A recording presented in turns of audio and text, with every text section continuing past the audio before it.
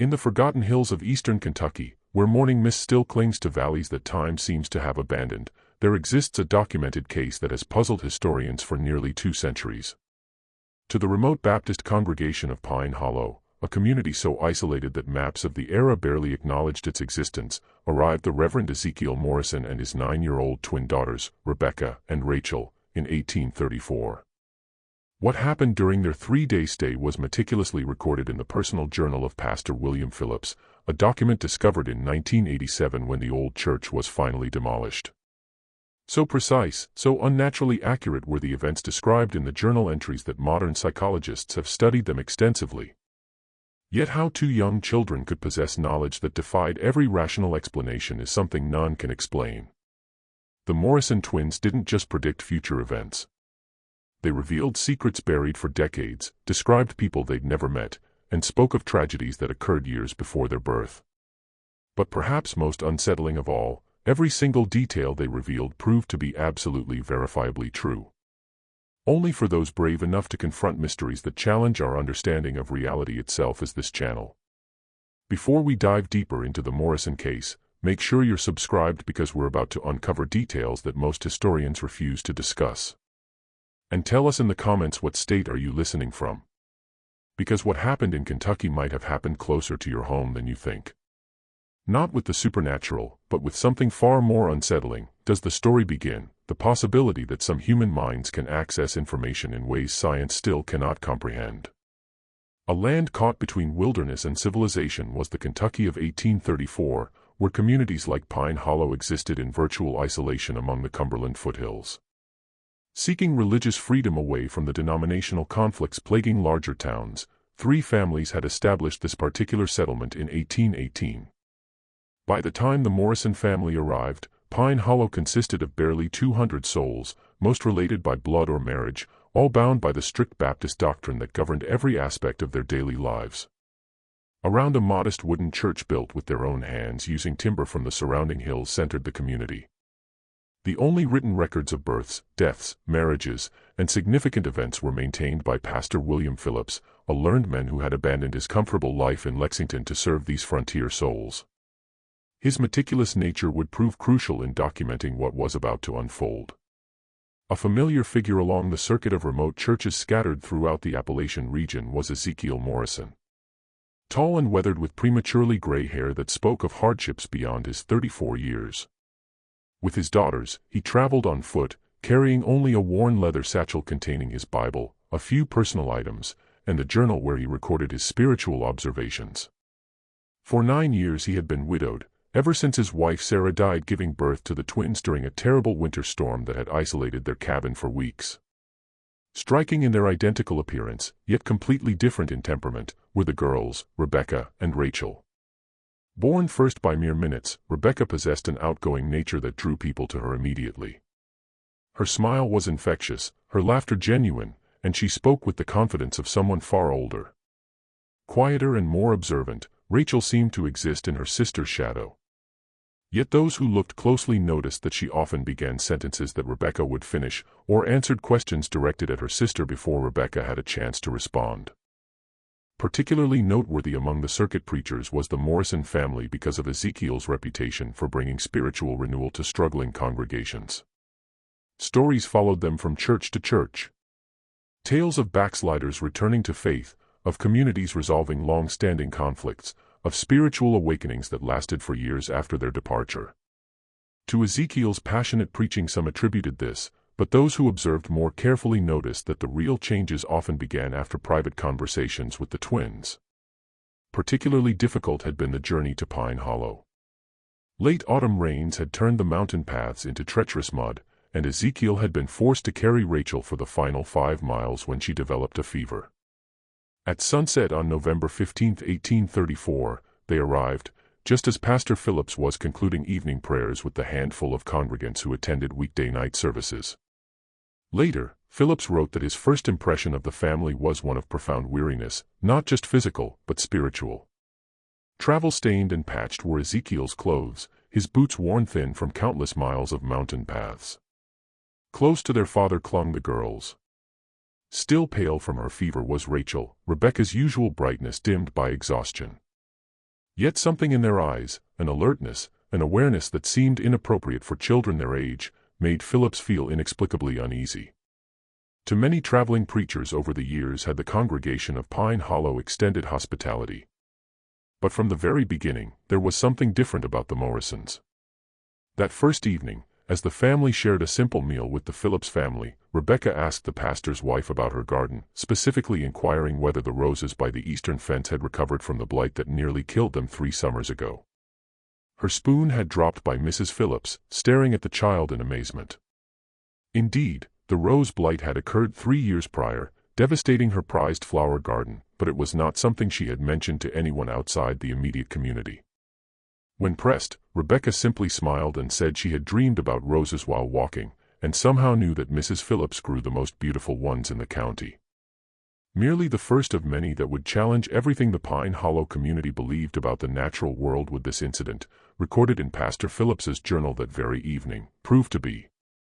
Gray and cold dawned the next morning, with a bitter wind that rattled the windows of the small cabin where the Morrison family had been given shelter.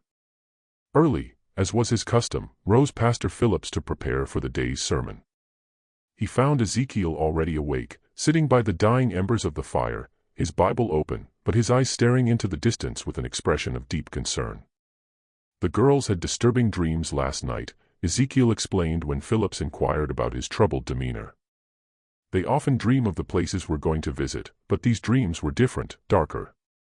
Before Phillips could respond, Rebecca appeared in the doorway, her hair disheveled from sleep, but her eyes alert and focused.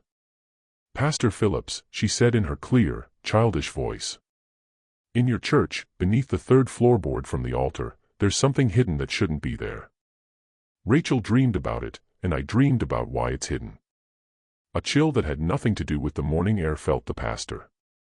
Indeed, he had hidden something beneath those exact floorboards, a bottle of whiskey that represented his ongoing struggle with temptation. Not a soul knew about it. During a moment of weakness 3 months prior, he had placed it there, telling himself it was better to keep it close, where he could resist it daily, rather than to remove the temptation entirely. A secret that shamed him deeply, one he had confessed only to God in his private prayers, it was. "What exactly did you dream, child?" Phillips asked, his voice barely steady. From the shadows behind her sister emerged Rachel, moving with that peculiar silent grace that seemed to characterize her every action. "The bottle is brown," she said softly, "and it's wrapped in a piece of cloth that used to be a baby's blanket." A blue blanket. Into his chair sank Phillips as if his legs could no longer support him. Indeed, the cloth was a remnant of a baby blanket, the blanket that would have belonged to the son he and his wife had lost in infancy 5 years earlier. As a reminder of his failures, both as a father who couldn't save his child and as a pastor who couldn't conquer his own weaknesses, he had wrapped the bottle in it. With an expression that mixed sympathy with a weary familiarity, Ezekiel watched his host's reaction. "It started when they were very young," he explained quietly. "At first, I thought it was merely childish intuition, the way young ones sometimes sense things adults miss.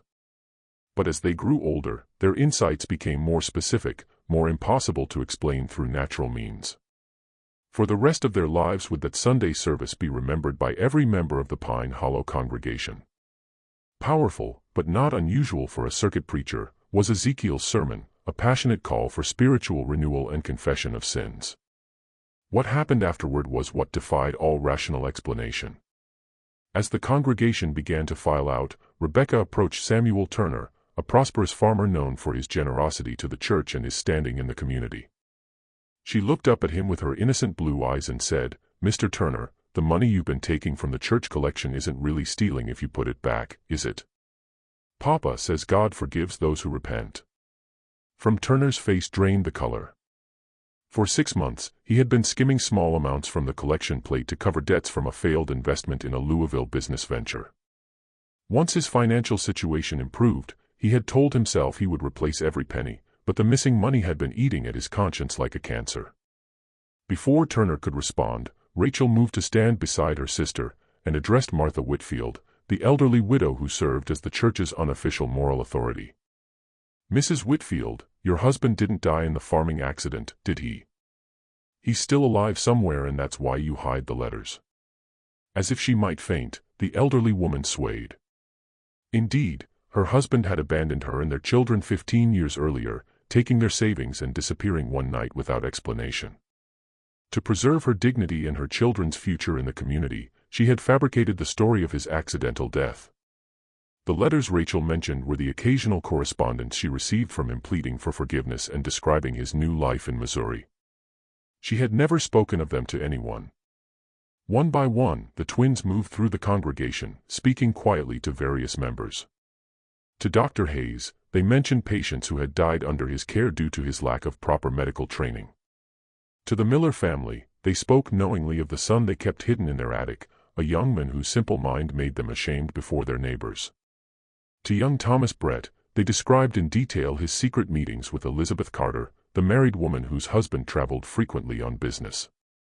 With childlike innocence, without judgment or malice, was each revelation delivered, as if the girls were simply sharing observations about the weather. Yet so precise, so impossible was the accuracy of their statements that the congregation stood frozen in a mixture of terror and awe. In horrified fascination watched Pastor Phillips as his orderly community was turned inside out by two 9-year-old children who spoke of secrets that should have been known only to God. But it was Rebecca's final statement that would haunt him for the rest of his days. She walked to the front of the church, stood before the altar, and placed her small hand on the wooden cross that had been carved by the church's founding members. "This is sacred ground," she said, her voice carrying clearly through the silent sanctuary. "But it's been stained by what happened here before. The Whitman family didn't die in a house fire, did they, Pastor Phillips? They died right here in this very room. And some of you know exactly why." Deafening was the silence that followed. Even the wind outside seemed to have stilled, as if nature itself was waiting for someone to respond to this impossible accusation. Like a physical blow struck the revelation about the Whitman family the congregation. His face pale as morning frost, Pastor Phillips gripped the pulpit so tightly his knuckles went white. Pine Hollow's deepest secret, a wound that had never properly healed despite 16 years of collective silence, was the Whitman tragedy. When Pine Hollow was still a struggling settlement of barely 50 souls in 1818, the Whitman family had been among its most prominent members. Both blacksmith and unofficial leader served Jacob Whitman, while his wife Mary was known for her skill with herbal remedies and her gentle way with difficult births. The community's darlings had been their twin daughters, Hope and Faith, bright, beautiful 9-year-old girls who sang in the church choir and helped their mother tend to the sick. The official story, the one recorded in Pastor Phillips's predecessor's carefully maintained records, stated that the Whitman family had perished in a tragic house fire during a winter storm. In their homes remains had their bodies been found, and they were buried in the church cemetery with appropriate ceremony. The community mourned, rebuilt, and moved forward as frontier communities were forced to do when tragedy struck. A far different reality, one that several of the older congregation members had hoped would remain buried forever, did Rebecca's statement suggest. Now 73 and one of Pine Hollow's founding families, Elder Thompson slowly rose from his pew. His arthritis made movement painful, but his voice carried the weight of decades when he finally spoke. "Child," he said, his words measured and careful. "You speak of things that happened before you were born in places you've never been. How could you possibly know about what you claim to know?" To face him turned Rebecca, her blue eyes holding an unsettling maturity. "Faith Whitman had a birthmark on her left shoulder," she said quietly. "Hope had one on her right ankle. Faith always carried a wooden doll that their father carved, and Hope wore a silver locket with their mother's hair inside. When they died, Faith was wearing her blue Sunday dress, and Hope was in her nightgown because she had been ill with fever." Through the older members of the congregation sent these details, impossible for a stranger to know, a murmur of recognition.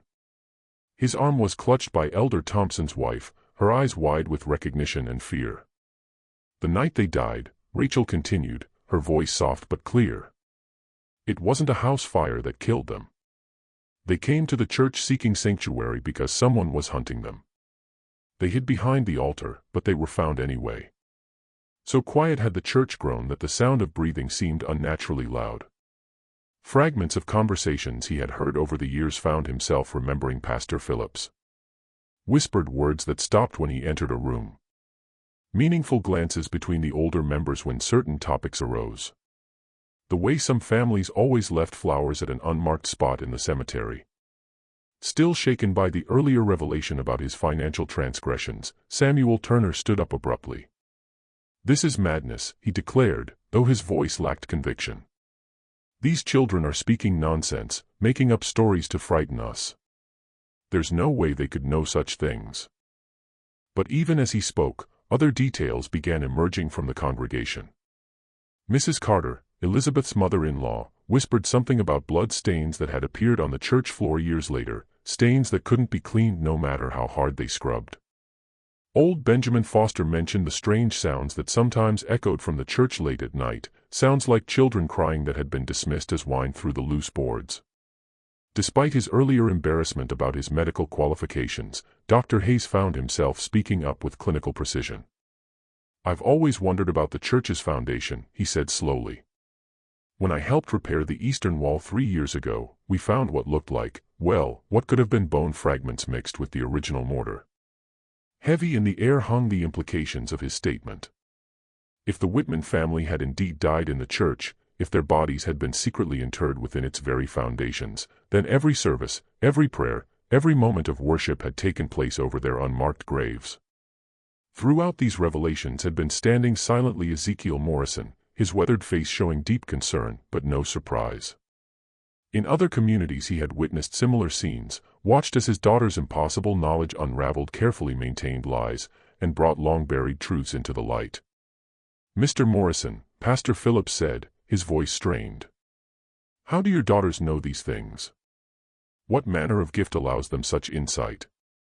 For a long moment was Ezekiel quiet, studying the faces of the congregation before responding. "I've asked myself that question every day for years," he finally said. "Their mother, Sarah, claimed to have the second sight, the ability to sense things beyond normal perception. But what the girls experience goes far beyond anything Sarah ever demonstrated. They dream of places they've never seen, speak of people they've never met, know details about events that occurred before their birth." He paused, looking at his daughters with a mixture of love and profound sadness. "At first, I believed it was a blessing, a divine gift that would help me minister to troubled souls. But over the years, I've begun to wonder if it's something else entirely. The knowledge they possess, it comes with a cost. They carry the weight of everyone's secrets, everyone's pain. They know things children should never have to know." As if summoned by their father's words, the twins moved to stand together at the front of the church. For the first time since their arrival, they looked truly like the children they were, small, vulnerable, and overwhelmed by the adult world swirling around them. "We don't choose what we see," Rebecca said, her earlier confidence replaced by a weariness that seemed far too old for her young face. "The dreams come whether we want them or not. We see what was, what is, and sometimes what will be." Her sister's hand finding hers, Rachel nodded. "The Whitman sisters visit our dreams sometimes. They want people to know what really happened to them. They want someone to remember them properly." Again fell silent the church, but this time it was the silence of people grappling with concepts that challenged their fundamental understanding of reality. Some faces showed skepticism, others fear, and still others a dawning hope that perhaps death was not the final ending they had always believed it to be. At a crossroads that would define the rest of his ministry found himself Pastor Phillips. He could dismiss the twins' claims as childish fantasy or deliberate deception, preserving the community's carefully maintained stability. Or he could pursue the truth, no matter where it led, and risk destroying the foundations upon which Pine Hollow had been built. Consequences that none of them could have anticipated would the decision prove to have. That evening, as shadows lengthened across Pine Hollow's narrow streets, Pastor Phillips found himself unable to concentrate on his usual evening prayers.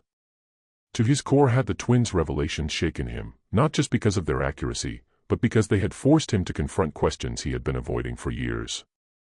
Eager to serve God in the wilderness and to escape the theological controversies that plagued the more established churches in Kentucky's larger towns, he had arrived at Pine Hollow 5 years earlier. Meticulous records of births, deaths, and significant events had his predecessor, Pastor Micah Hayes, left behind, but Phillips had always noticed gaps in the documentation from the settlement's earliest years. Oddly sparse in recorded details seemed the winter of 1818 in particular. There were entries about harsh weather, supply shortages, and the deaths of several elderly residents, but only briefly was the Whitman family's tragedy mentioned. Jacob Whitman, his wife Mary, and their twin daughters Hope and Faith perished in a house fire on the night of December 21st. Their earthly remains were committed to the ground with appropriate Christian ceremony. As strange had always struck Phillips was the lack of detail about such a significant event. Thorough in his documentation of even minor incidents had Pastor Hayes been. Yet with unusual brevity had the death of an entire family, particularly one as prominent as the Whitmans, been recorded. Determined to understand what the Morrison twins might have uncovered, Phillips began searching through the church's stored records with new eyes. Hidden beneath years of accumulated documents, he discovered a small leather journal he had never seen before. Water-stained and fragile were the pages, but clearly Pastor Hayes's own was the handwriting.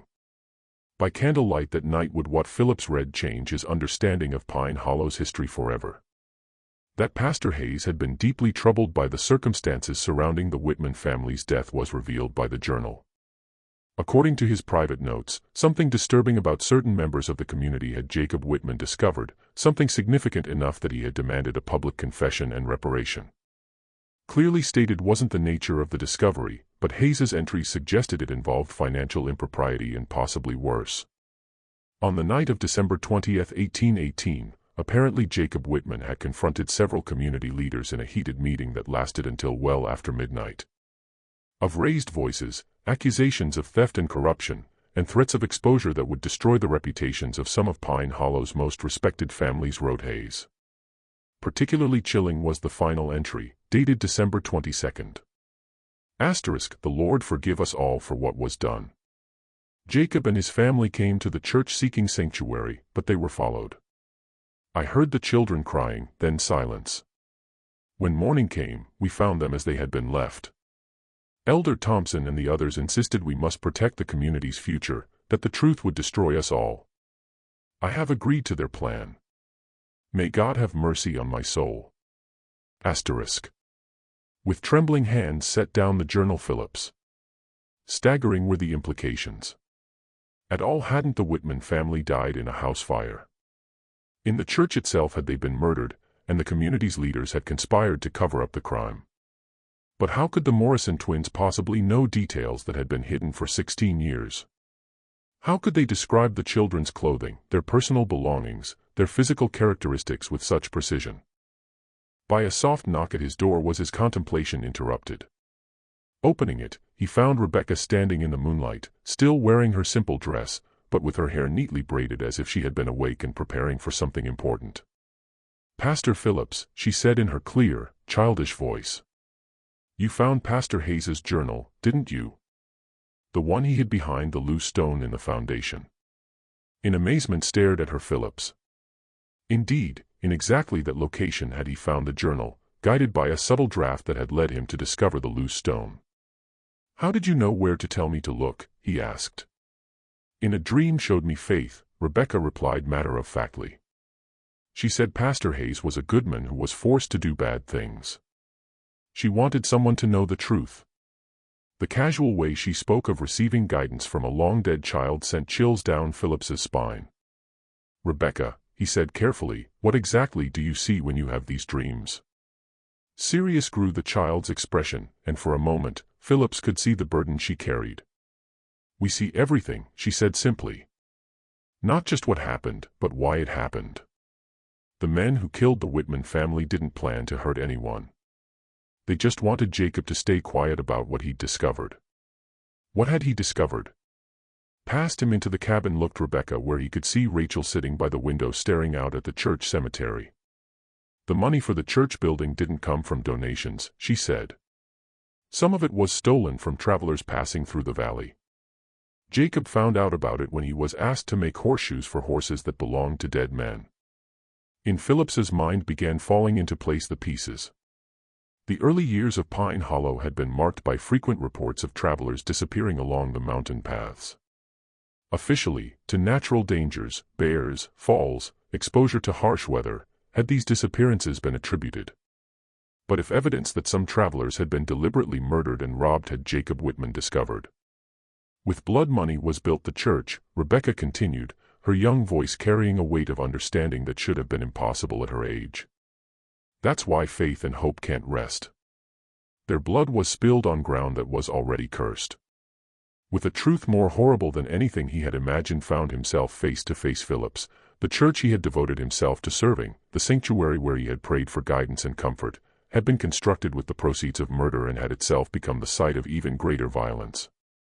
But even as he grappled with these revelations, a part of his mind remained analytical, questioning, how could he verify any of this?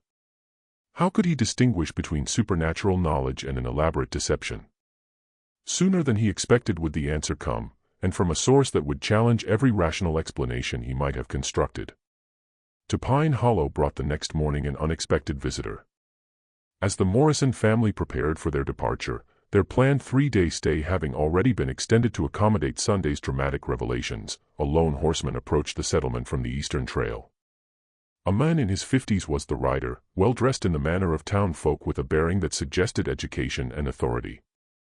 As Thomas Brennan, a solicitor from Lexington, who had been searching for information about events in Pine Hollow dating back to its founding years, he introduced himself to Pastor Phillips. As I represent the estate of one Marcus Webb, Brennan explained as he accepted Phillips's hospitality. Mr. Webb died recently in Louisville, and among his effects, we found documents suggesting he had business dealings with this community in its early years. I'm attempting to trace the disposition of certain funds that may have been irregularly transferred. Felt his blood chill Phillips. A name that had appeared in Pastor Hayes's secret journal was Marcus Webb, one of several travelers who had disappeared along the mountain paths in 1818 and 1819. According to Hayes's notes, a considerable sum of money intended for land purchases in Tennessee had been carried by Webb. Before Phillips could formulate a response, with that uncanny timing that characterized so many of her appearances appeared Rebecca at his elbow. She looked up at Brennan with curious eyes and said, Mr. Webb had a gold watch with his initials engraved inside the cover. It had a crack across the crystal because he dropped it when he fell from his horse. Visibly cracked Brennan's composure. How could you possibly know about Marcus Webb's watch? He demanded. That detail was mentioned only in his personal correspondence with his brother. As if summoned by some invisible signal materialized beside her sister Rachel. The watch is buried behind the church, she said quietly. Along with his money bag and his horse's bridle. Elder Thompson put them there after what happened on the trail. Like a physical blow struck Phillips the implications. If correct were the twins, if indeed buried behind the church were Marcus Webb's personal effects, it would prove that their knowledge extended far beyond what any normal child could possess. More importantly, it would provide tangible evidence of the crimes that had funded Pine Hollow's early development. With urgent purpose dismounted his horse Brennan. I demand that we excavate the area immediately, he declared. If what these children claim is true, we're looking at evidence of robbery and murder. Who had been observing the exchange from a distance, approached with obvious reluctance Elder Thompson. At 73, he was the only surviving member of the original leadership council that had made the decisions in those early years. A mixture of resignation and defiance showed his weathered face. Of things you don't understand do you speak, stranger, Thompson said, his voice carrying the authority of age and position. This community was built by God-fearing people who did what they had to do to survive in the wilderness. Murder doesn't justify survival, Brennan replied sharply. If true are these allegations, on criminal acts was founded this entire settlement. With those unsettling blue eyes that seemed to see far too much looked up at Elder Thompson Rebecca. Mr. Thompson, she said gently. The nightmares stopped coming after the first year, didn't they? You told yourself that meant God had forgiven you. Visibly crumbled Thompson's facade. Child, he whispered. You couldn't know about. No one knows about. About the dreams where Marcus Webb begged you to let him go, continued Rachel, her soft voice carrying clearly in the morning air. About how you see his face every night before you fall asleep. As if his legs could no longer support him sank onto a nearby tree stump the old man. It wasn't supposed to happen, he said, his voice breaking. We only meant to take the money. We were starving. Our children were sick and winter was coming. But Webb fought back. Like smoke from a funeral pyre hung in the air his confession. The unraveling of everything he had believed about his community, his church, and his faith realized he was witnessing Pastor Phillips. Finally spoke Ezekiel Morrison, who had been standing silently through these revelations. The truth has a way of surfacing, he said quietly. My daughters don't choose what they reveal. They're simply conduits for information that demands to be heard. In organizing an excavation party wasted no time, Brennan. Within hours, several men from the community were digging behind the church, guided by the twins' precise directions.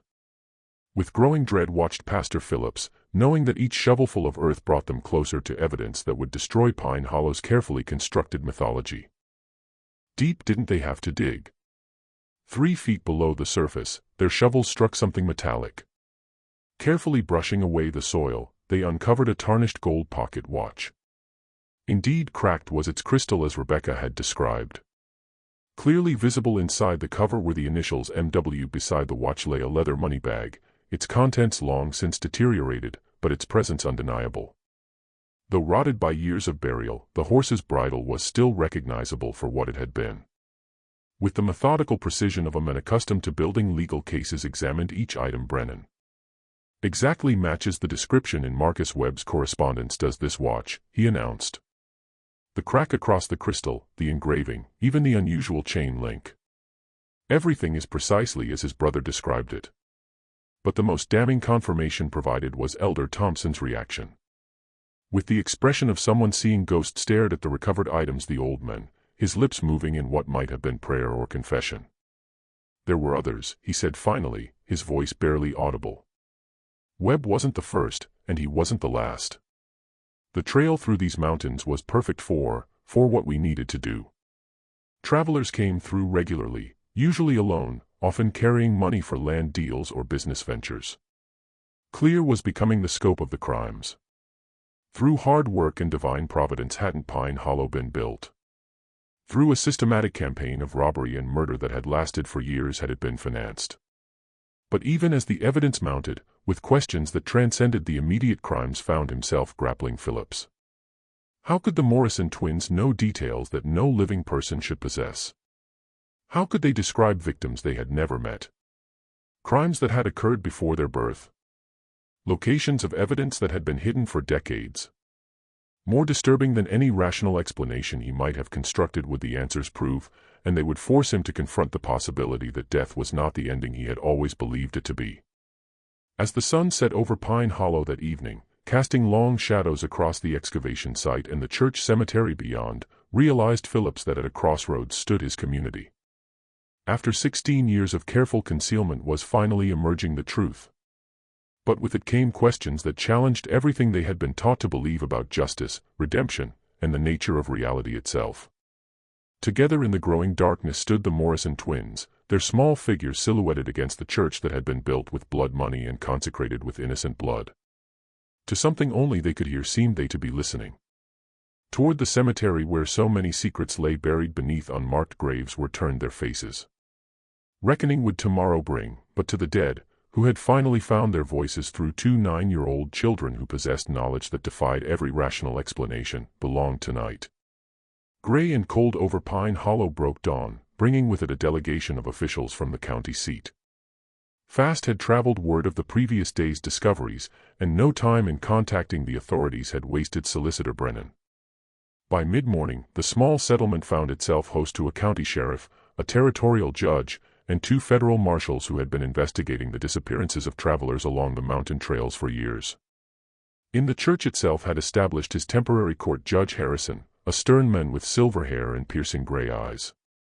Grimly appropriate struck Pastor Phillips as a choice given the building's blood-soaked history. To attend what would amount to both hearing and reckoning had been summoned the entire community. His health visibly deteriorating under the weight of his confessions, sat in the front pew Elder Thompson, flanked by 2 other elderly men who had been part of the original leadership council. The hollow look of men who had carried terrible secrets for too long bore their faces. But the most attention commanded was the Morrison twins. Initially skeptical of claims that 2 children possessed supernatural knowledge had been Judge Harrison, but the previous day's discoveries had forced him to reconsider. separately interviewing them, trying to determine how they could possibly know details about crimes that predated their births. He had spent the morning. "Rebecca Morrison," said Judge Harrison, his voice echoing in the wooden church. "Please tell this court exactly how you know the location of Marcus Webb's personal effects." In the witness area stood Rebecca, looking impossibly small beneath the weight of adult attention. "In a dream told me, Faith Whitman," she said simply. She said the men who killed her family were the same ones who killed the travelers. She wanted everyone to know the truth. "And you, Rachel Morrison," the judge continued. "How do you know details about events that occurred years before your birth?" Barely audible was Rachel's voice as she responded. "To both of us come the dreams. As if we were there. Do we see what happened? We see the fear in people's eyes. We hear their last words. We feel their pain." In his chair leaned forward Judge Harrison. "Are you claiming to communicate with the spirits of the dead?" From his seat rose Ezekiel Morrison. "Your Honor, if I may, never have claimed to understand their abilities. Have my daughters. What they experience, do they simply report? In dozens of communities we've visited, have I witnessed them provide accurate information they couldn't possibly have obtained through normal means." A practical man more concerned with evidence than supernatural claims addressed the twins directly. "Sheriff Mackenzie, can you tell us how many people were killed along these mountain trails?" One of their meaningful glances exchanged Rebecca and Rachel before answered Rebecca. 11 men over 3 years. Most were traveling alone with money for land purchases or business ventures. One was a preacher like Papa, but he carried gold coins sewn into his saddle. Through the assembled crowd sent the specificity of their answer murmurs. "Where her sister left off," continued Rachel, "their tag-team delivery as unsettling as always." Samuel Collins was the preacher's name. He was going to establish a new church in Tennessee. His horse was a bay mare with a white star on her forehead. A worn notebook he had pulled from his coat consulted Sheriff Mackenzie. Pale grew his face as he found the entry he was looking for. "In September of 1819 disappeared along this route did Samuel Collins," he confirmed. "Exactly matches our records does the description of his horse." But what would shake everyone present to their very core happened next. His hands trembling with age and guilt, struggled to his feet. "Elder Thompson." "Your Honor," he said, his voice cracking, "no longer can I bear this burden. True is every word of what these children say. But there's something else. Something worse than the murders we committed." Except for the sound of wind through the loose boards and the distant cry of a hawk circling overhead, fell silent the church. "The Whitman family," continued Thompson, tears streaming down his weathered cheeks. "Upon evidence of our crimes didn't they just stumble? My brother-in-law was Jacob Whitman. About what we were doing did I confide in him, thinking family loyalty would keep him quiet. But Jacob had a conscience stronger than his loyalty." Around him felt the world tilting. Pastor Phillips as Thompson's confession unfolded. "To expose us all threatened Jacob unless we made restitution to the families of the dead. To Lexington himself would he ride and report our crimes to the territorial authorities," he said. "We couldn't let that happen. On what we had built here depended too many families." To a whisper dropped Thompson's voice. "On the night of December 21, 1818, to the church did we follow the Whitman family. Thinking sacred ground would protect them had Jacob brought Mary and the twins here. But with everything to lose were we desperate men." During Thompson's confession had grown very still Rebecca, her young face pale but determined. "Tell them about the babies," she said quietly. Completely cracked Thompson's composure. "Dear God," he sobbed. "How could you know about the babies?" "Explain yourself, man," said Judge Harrison, leaning forward intently. "What babies?"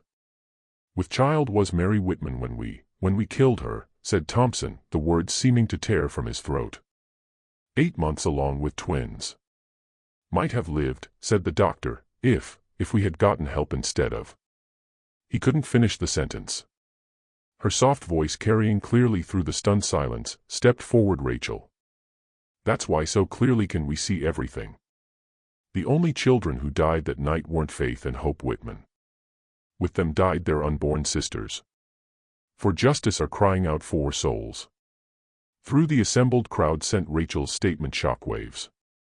If somehow channeling the spirits of the dead Whitman children were the twins, including the unborn, it suggested an understanding of the afterlife that challenged fundamental Christian doctrine. Found his voice Dr. Hayes, the community's unofficial physician. With the burial did I assist, he said slowly.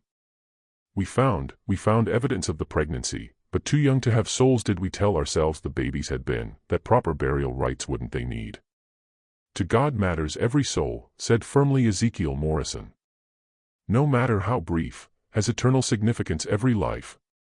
But more concerned with earthly justice than theological debate was Judge Harrison. Mr. Thompson, to the murder of Jacob Whitman, his wife Mary, their twin daughters, and 2 unborn children, are you confessing? I am, replied Thompson, his voice hollow with despair. And to the murders of 11 travelers who with their lives trusted us. All are we guilty, myself, Samuel Bradford, and Marcus Perry. Together did we plan it. Together did we carry it out, and for 16 years together have we hidden it. In stunned silence sat the 2 other elderly men named in Thompson's confession, their faces masks of resignation and terror.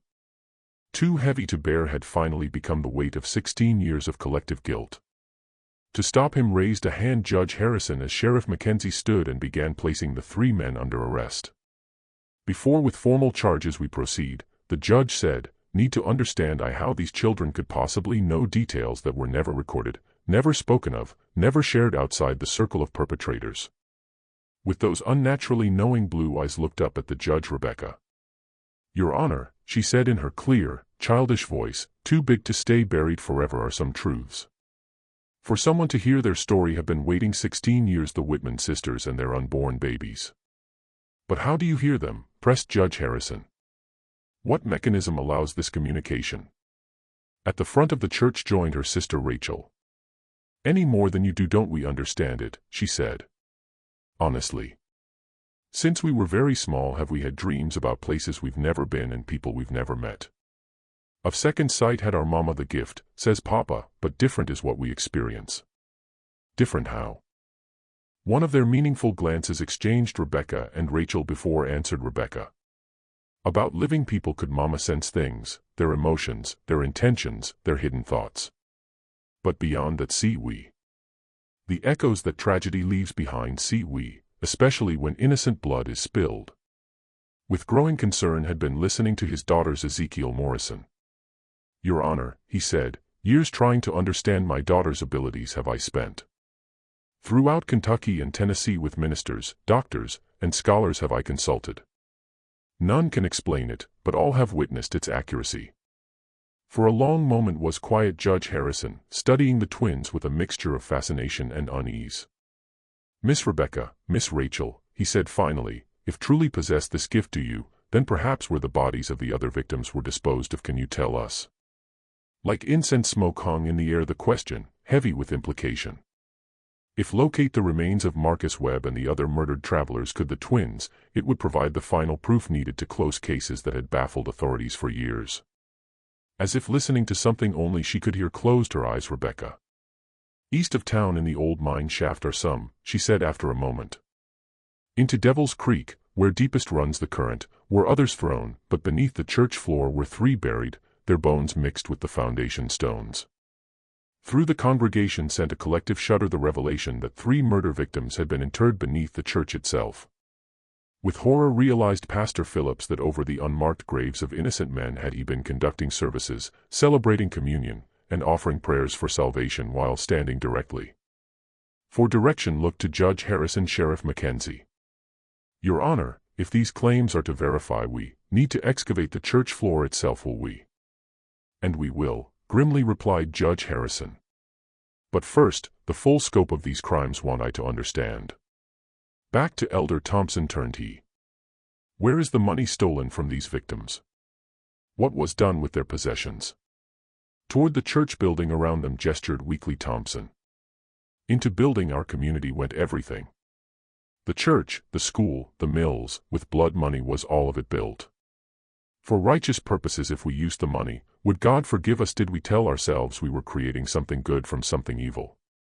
And the victims' families, asked Judge Harrison. Did any of you consider the wives, children, parents who never learned what happened to their loved ones? Her young voice carrying a weight of sadness that seemed inappropriate for her age, was Rachel who answered. A wife named Elizabeth and 2 young sons had Marcus Webb. To a woman named Catherine, who for him waited until of consumption she died 3 years later, was engaged to be married Samuel Collins. Families who spent years wondering, hoping, grieving without closure had most of the others. Perhaps the most unsettling aspect of the entire ordeal was the specificity of her knowledge about the victims' personal lives. As if they had known them personally, as if they carried the weight of their unfulfilled dreams and abandoned responsibilities, spoke of the murdered men, the twins, and addressed the assembled crowd. Judge Harrison. While we conduct a thorough investigation of the claims made here today, we'll recess this court. The excavation of the church floor and the search of the locations identified by the Morrison children will coordinate Sheriff Mackenzie. Pending formal charges will remain in custody Elder Thompson, Samuel Bradford, and Marcus Perry. As the 3 elderly men were led away in shackles, in stunned silence began to disperse the congregation. In a single morning had crumbled 16 years of carefully maintained lies, leaving a community to grapple with the knowledge that on murder and deceit was built their entire foundation. But for Pastor Phillips, unanswered remained the most disturbing questions. How could 2 9-year-old children possess knowledge that defied every natural law? About the nature of death, the persistence of consciousness, and the possibility of communication between the living and the dead, did their abilities suggest what? In the emptying church stood together the Morrison twins, their small figures dwarfed by the magnitude of what they had revealed.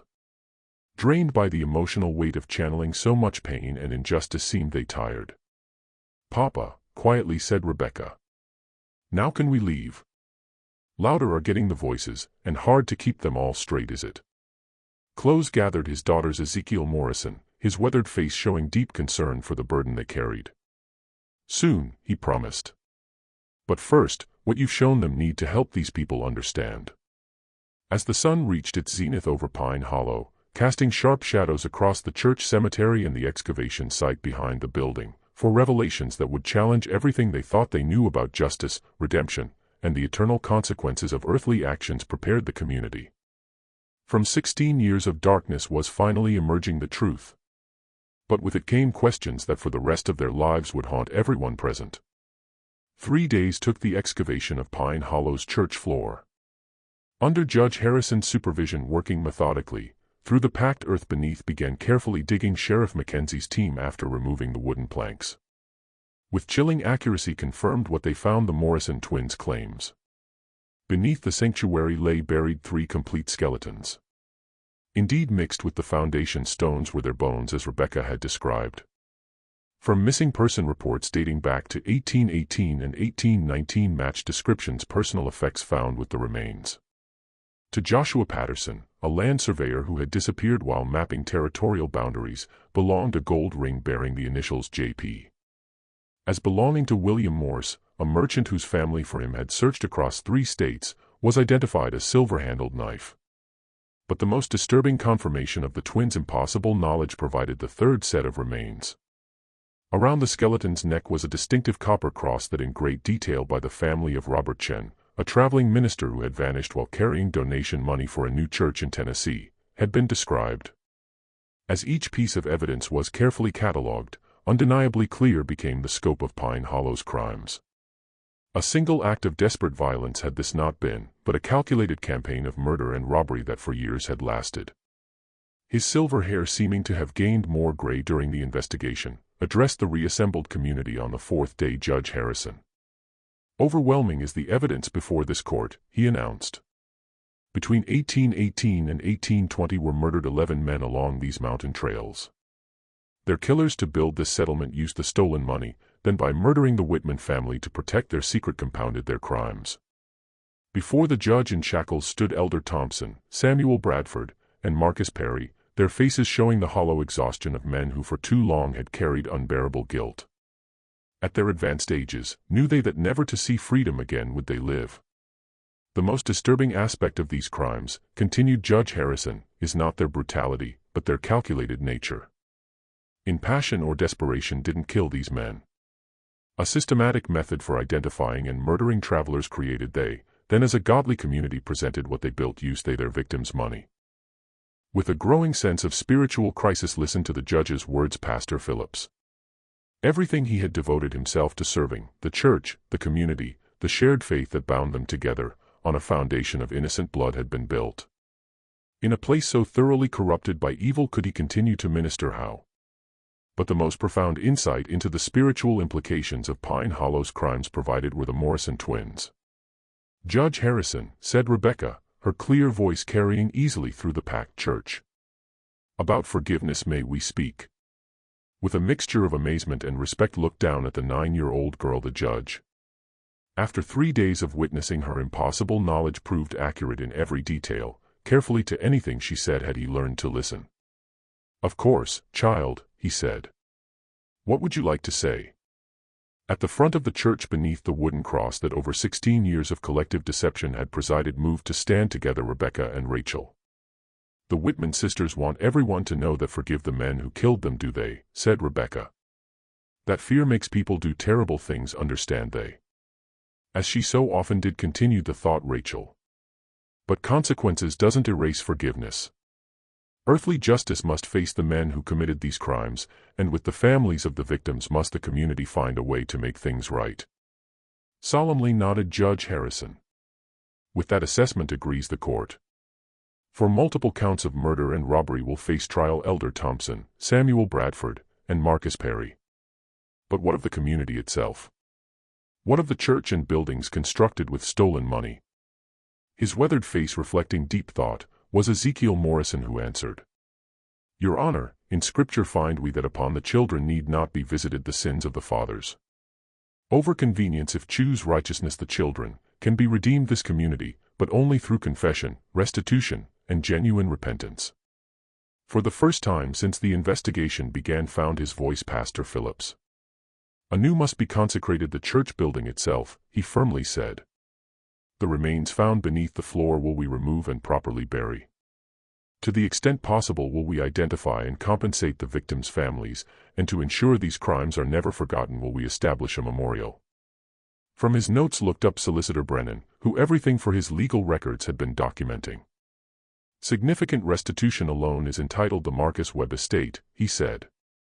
"Of the stolen funds plus damages for 16 years of family anguish has authorized me to pursue full recovery." His brother, despite his shackles and failing health, to speak managed Elder Thompson. "Gone is the money," he quietly said.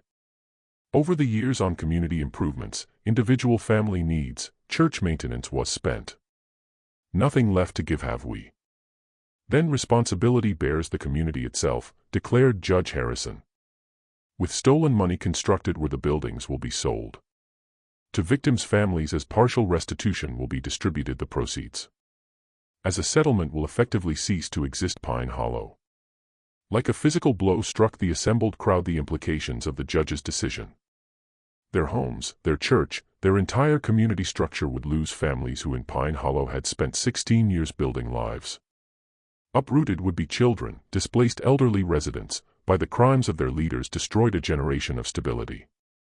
But the most chilling final revelation provided was Rebecca Morrison.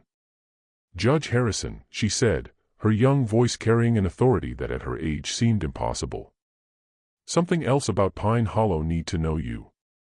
In 1820 didn't stop the crimes. Except for the sound of wind through the loose boards and the distant thunder of an approaching storm fell silent the church."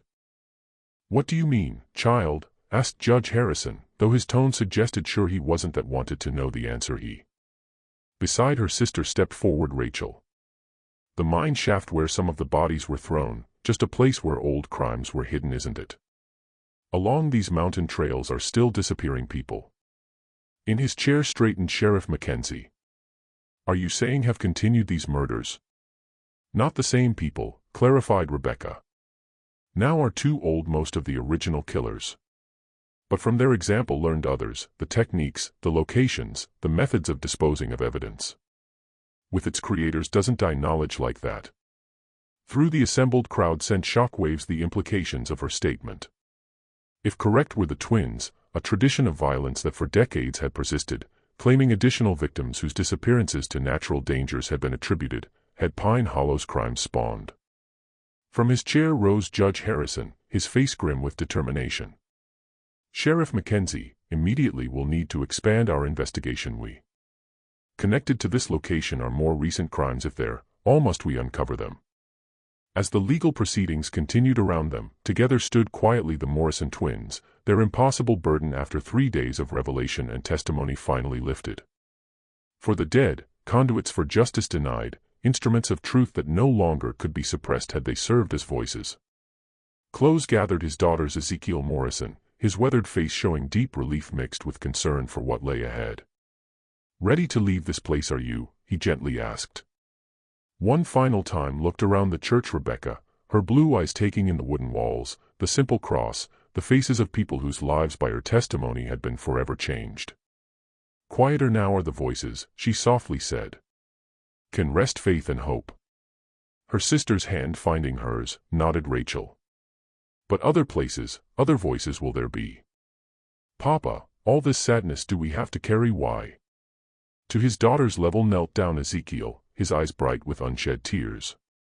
"Don't know I, little ones, but to those strong enough to bear them gives God special burdens. Only believe I. Perhaps a purpose larger than any of us can understand serves your gift, whatever it is." As the Morrison family prepared to leave Pine Hollow, taking their mysterious abilities and terrible knowledge with them, the most difficult decision of his ministry found himself facing Pastor Phillips. To help rebuild what from the community's ruins could be salvaged, should he stay, or from a place so thoroughly tainted by violence and deception should he flee? As he watched the twins walking hand in hand toward their father's side came the answer. If with grace and forgiveness could bear the weight of such devastating truth 2 9-year-old children, perhaps for redemption there was hope, even in the darkest places. 3 weeks later, a ghost town was Pine Hollow. Board by board had been dismantled, the church building, its materials to help compensate victims' families sold. To other settlements across Kentucky and Tennessee had scattered the community's residents, carrying with them the knowledge that on innocent blood had been built their entire foundation.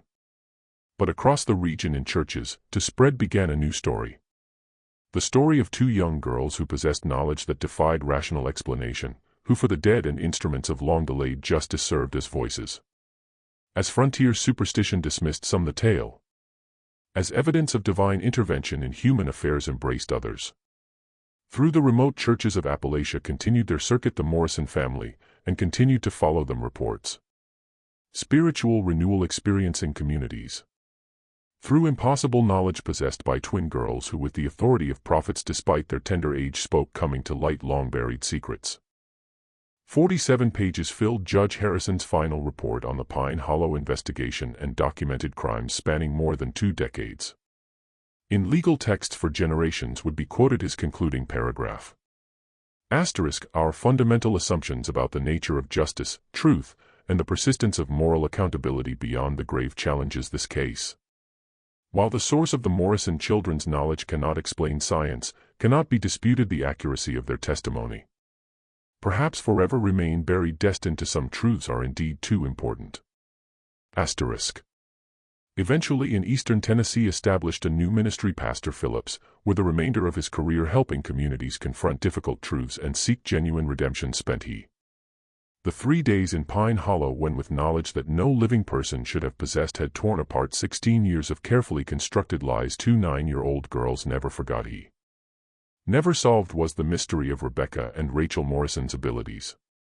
For understanding their impossible knowledge had no framework. Medical experts of the era, and on whether their gifts represented divine blessing or something far more complex, were divided. Religious authorities. Undisputed remains is the historical record of their accuracy. About Pine Hollow's crimes proved correct every detail they revealed. They claimed would be found yielded every location they identified. Through independent investigation was verified every secret they exposed. But perhaps not what about the past they revealed is the most unsettling aspect of their story, but what about the nature of justice itself they suggested. If truly cannot rest the dead while hidden remain their murders, if to transcend death and demand accountability possesses some power innocence, then perhaps far beyond the boundaries of earthly life extends our understanding of moral consequence. Sometime in the 1840s vanished from historical records the Morrison twins. As mysterious as their abilities was their fate. As instruments of truth in communities across the American frontier continued their father's ministry until their own deaths, say some. Eventually to suppress their terrible gift learned they, and quiet, normal lives far from the circuit churches where their reputation had been established lived, believe others. But in the remote corners of Appalachia, in settlements where old secrets still fester and ancient crimes remain unpunished, twin sisters who possess knowledge no living person should have sometimes report encountering travelers. With casual familiarity speak they of the dead, for generations have been buried reveal truths, and that some forms of justice transcend the limitations of mortal law remind the guilty. The same Morrison twins, their spiritual legacy, or something else entirely represent these encounters whether, remains a mystery that cannot solve science and fully explain cannot faith. With certainty know we is that truth, like energy, can neither be created nor destroyed. Only from one state to another transformed. And sometimes, just sometimes, for those who can no longer speak for themselves finds it voices willing to speak. In the Kentucky State Archives remain the files on the Pine Hollow investigation, available to researchers who wish to verify the extraordinary claims made in this account. All corroborate the essential facts of this case: Judge Harrison's meticulous documentation, Sheriff Mackenzie's evidence reports, and Pastor Phillips's personal journals. But the deeper mystery, the question of how two 9-year-old children could possess impossible knowledge and serve as voices for the dead, remains as unsolved today as it was in 1834. Beyond the reach of human understanding destined to remain are some truths, it seems, dwelling in that shadowland between faith and reason, where the most profound mysteries of existence to elude our grasp continue. With the spirits of murder victims truly communicated the Morrison twins, do you believe? Through natural means we simply don't understand could be explained their knowledge, do you think? Their accuracy supports the evidence, but of history's most compelling unsolved mysteries remains the source of their abilities. About the Morrison twins, is your theory what? Below in the comments share your thoughts. The possibility that death is not the end of consciousness, are you brave enough to consider? Or for their impossible knowledge believe you there's a rational explanation? For more mysteries that challenge everything we think we know about reality, don't forget to subscribe, and that notification bell so stories like this one never miss you hit. Until next time, that forever refuse to stay buried, remember some secrets. And the most devastating truths carry sometimes the most innocent voices.